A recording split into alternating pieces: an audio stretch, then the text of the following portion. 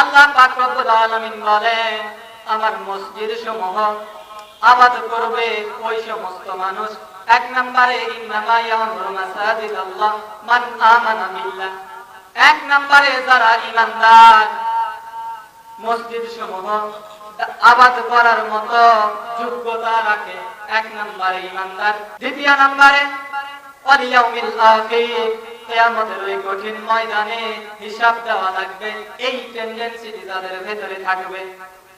এই রকম চিন্তা ভাবনা ছিল খলিফাতুল মুসলিমিন হযরতে উমরের। হযরতে উমর তার সন্তানটারে মাদ্রাসায় ভর্তি করে দিলেন। মাদ্রাসায় ভর্তি করে দেওয়ার পর একই মাদ্রাসায় হযরতে আলীর সন্তান হোসাইন পড়ে।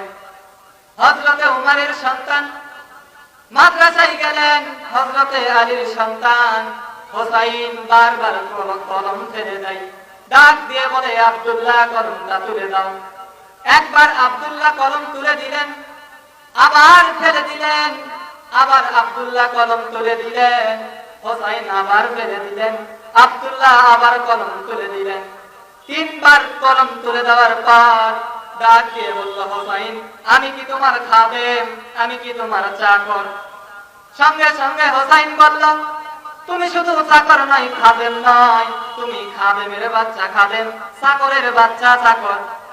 প্রেসিডেন্টের ছেলে, অর্ধ পৃথিবীর খলিফা হযরতে উমরের সন্তান চিন্তা করে, আমারে খাদেমের বাচ্চা চাকরের বাচ্চা বলে গালি দিল।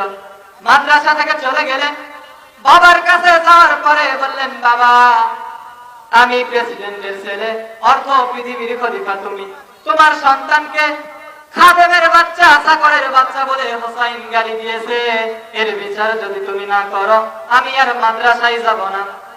হযরতে উমর বলল, সন্তান বিচার আজকে নাই, মসজিদে নববীতে হাজার হাজার মানুষ আসবে, ওই দিন মসজিদে নববীতে জুমার দিন আমি এর বিচার করব।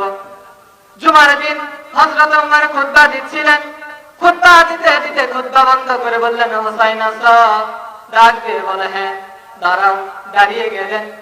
ডাক দিয়ে বললেন, আমি অর্ধ পৃথিবীর খলিফা, তুমি আমার সন্তানটারে খাদেমের বাচ্চা চাকরের বাচ্চা বলে গালি দিয়েছো কেন?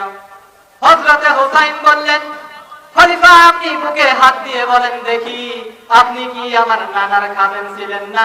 আপনি কি আমার নানার চাকর ছিলেন না? হযরতে উমরের কথা বন্ধ হয়ে গেল, একদম কথা স্তব্ধ হয়ে গেল। ডাক দিয়ে বললেন, হোসাইন তুমি কি এটা লিখে দিতে পারবা? হোসাইন বলল, হ্যাঁ লিখে দিতে পারবো।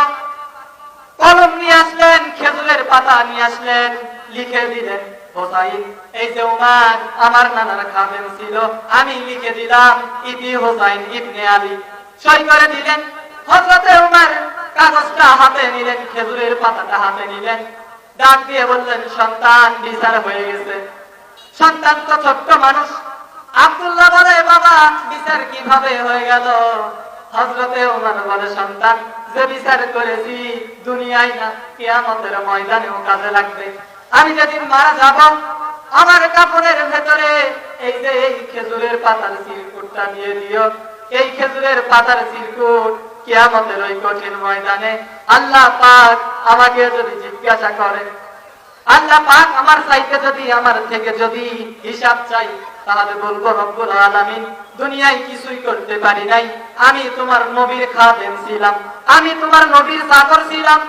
তোমার নবীর নাতি লিখে দিয়েছে, সই করে দিয়েছে রব্বুল আলামিন, এই যে তোমার নবীর নাতি সই করে দিয়েছে যে আমি তোমার নবীর খাদেম ছিলাম, এর ওসিলা করেও হলেও আজকে তুমি আমারে মাফ করে দাও। অর্ধ পৃথিবীর খলিফা হওয়ার পরেও যার জীবনে সওয়াবগুলো যদি আকাশের তারকা গুণে শেষ করতেও যদি মানুষ পারে, কিন্তু তার ভালো কাজগুলোকেও গুণে শেষ করতে পারবে না, ওই রকম মানুষের টেন্ডেন্সি ধারণা কেমন? আর আজকে আমাদের মসজিদের সভাপতি যারা, এরা আল্লাহ পাক রব্বুল আলামিন বলতেছে, ঈমানদার হওয়া লাগবে মসজিদের যদি দায়িত্ব পালন করতে চাও।